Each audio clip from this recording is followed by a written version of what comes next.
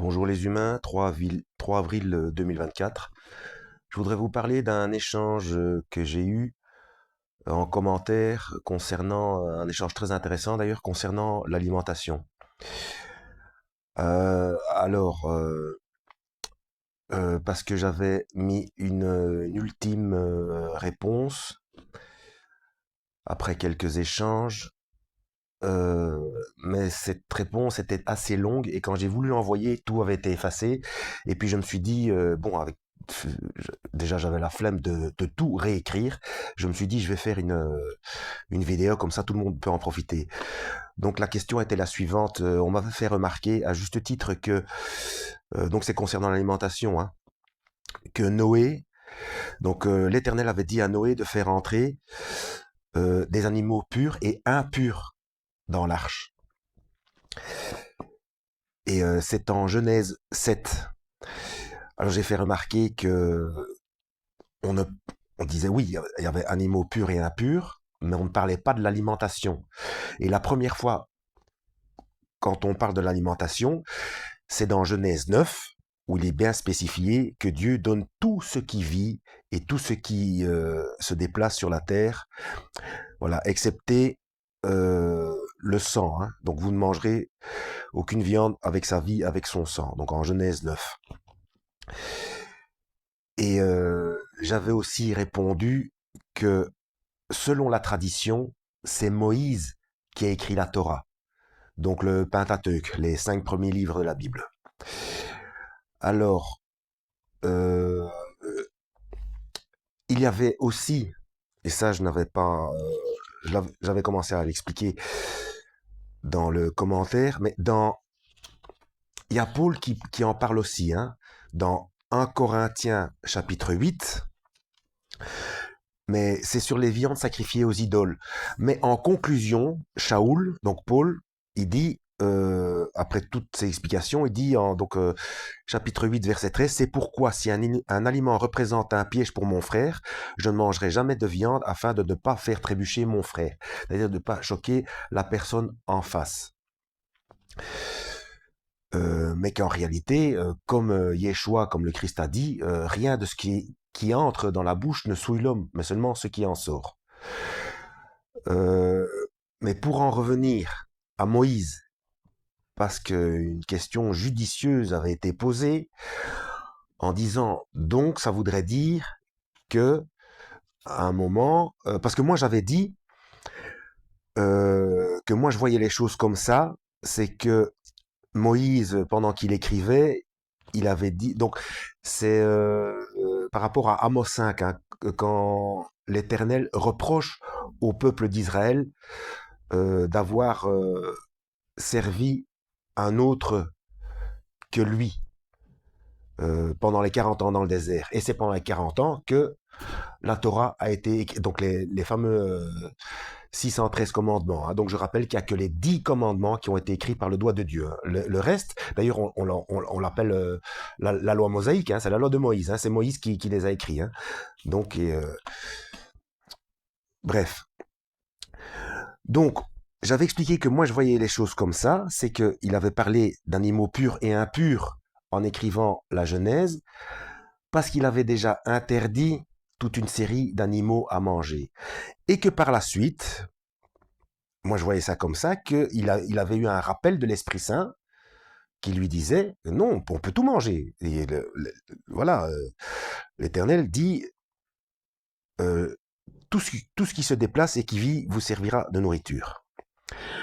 Alors, la fameuse question, c'était donc, est-ce qu'après s'être rendu compte de son erreur, est-ce que Moïse a commencé à manger des animaux qui étaient soi-disant impurs? Alors, j'ai fait l'exercice suivant. J'ai essayé de me mettre à la place, et je vous invite à faire de même, de vous mettre à la place de Moïse. Voilà, vous vivez, vous êtes à la tête, vous êtes chef d'un peuple innombrable pendant 40 ans dans le désert, et vous édictez des lois. Et à un moment donné, l'Esprit Saint vous fait remarquer que vous avez fait une erreur.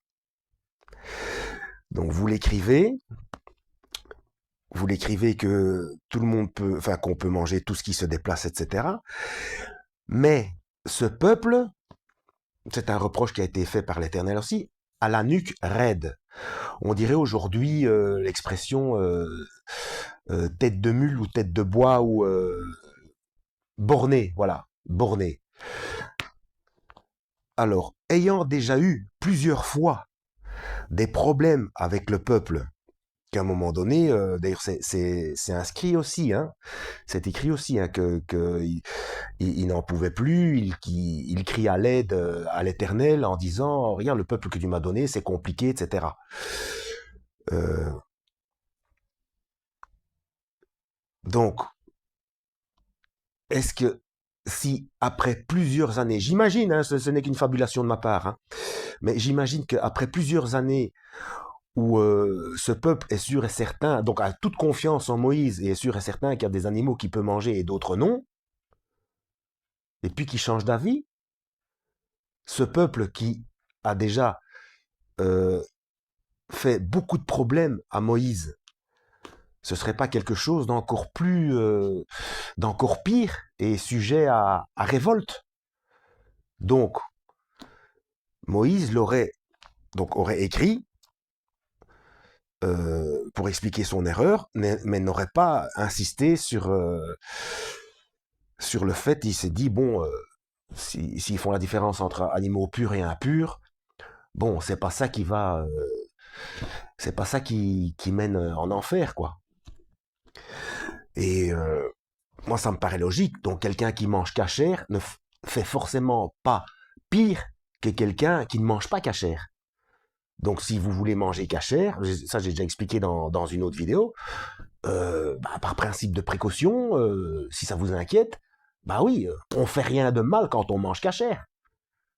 Mais tout est autorisé comme nourriture. Parce qu'à ce moment-là, on peut chipoter avec tout aussi. Hein. Le cannibalisme n'est pas interdit dans la Bible, mais c'est une loi inscrite dans notre cœur. On sait qu'on ne mange pas son prochain. Qu'est-ce que c'est que c'était? Bon, je sais pas moi, ça, il y a rien de, voilà. Et même pour quand Dieu dit, je donne tout, toute herbe verte, tout végétaux, etc. Ça c'est plus avant dans la Genèse. Euh, mais pourtant, il y a des plantes vénéneuses, des plantes toxiques. Mais c'est pas spécifié non plus. Voilà. Donc, ceci expliquant cela. Voilà, j'espère avoir été, n'avoir pas été trop brouillon. Donc, moi, je vois les choses comme ça. Donc, j'ai fait l'expérience j'ai fait l'exercice d'essayer de m'imaginer Moïse pendant 40 ans dans le désert avec ce peuple qui n'arrête pas de râler et qui dit bon ben, je vais laisser tomber, je vais laisser pur et impur, mais je vais inscrire quand même que Dieu autorise tout. Et puis voilà quoi, à chacun de voir. Donc c'est euh, comme le comportement à avoir par exemple dans un pays musulman, quand c'est l'époque du Ramadan. Eh bien, moi, bah, je faisais le ramadan avec les gens qui me disaient d'ailleurs, mais non, non, toi, t'es pas obligé. Tu dis, oui, oui, mais non, mais par respect, pour éviter, enfin, pour montrer le respect, quoi. Tout simplement. Donc, ce n'est pas faire quelque chose de mal. Vous voyez la nuance entre s'abstenir de quelque chose et faire quelque chose de mal exprès. C'est pas pareil au niveau de l'état d'esprit, au niveau de la qualité de cœur. Euh, et Yeshua a bien dit que c'est son cœur qu'il faut circoncire. Voilà. Donc si c'est pour éviter d'être une occasion de chute.